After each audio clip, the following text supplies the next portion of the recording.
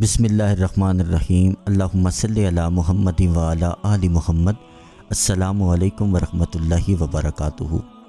درود ابراہیمی صرف الفاظ نہیں، یہ رازوں کا ایک خزانہ ہے۔ کیا آپ چاہتے ہیں کہ درود ابراہیمی کے پڑھنے سے دل پر سکون، روح کو طاقت ملے؟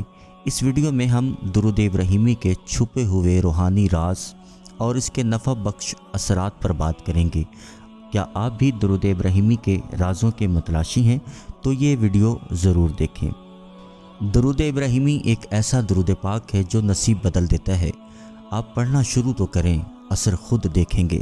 ایک صاحب ملے اور کہنے لگے کہ درود ابراہیمی کے رازوں کا متلاشی ہوں، میں ایسا کیا کروں کہ مجھ پر درود ابراہیمی کے راز کھلیں؟ ان سے عرض کیا کہ آپ سب سے پہلے اپنے یقین کو مضبوط کریں کہ میں جو بھی درود پاک پڑھوں گا انشاءاللہ اس کی تاثیر مجھ پر ضرور کھلے گی۔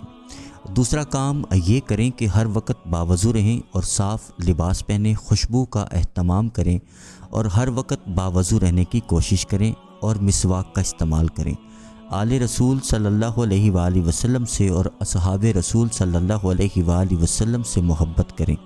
تنہائیوں میں اپنے رب سے دل کی گہرائیوں سے فیض، تاثیر، برکات مانگیں، التجا کریں، دعائیں کریں، تہجد کا اہتمام کریں اور تہجد کے وقت 313 بار کم از کم درود ابراہیمی انتہائی توجہ اور دھیان سے پڑھیں۔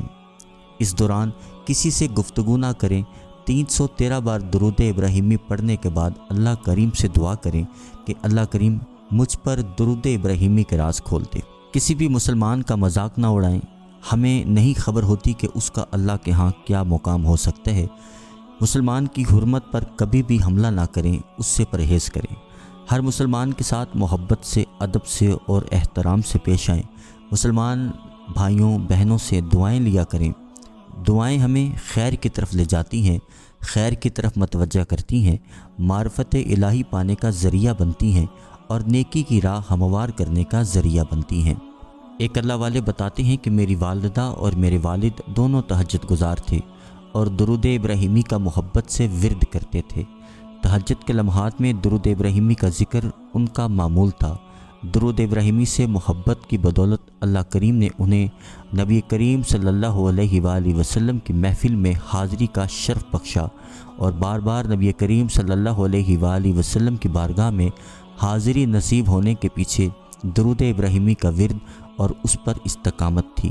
آج ان کا بیٹا لاکھوں لوگوں کی ہدایت کا ذریعہ بن رہا ہے۔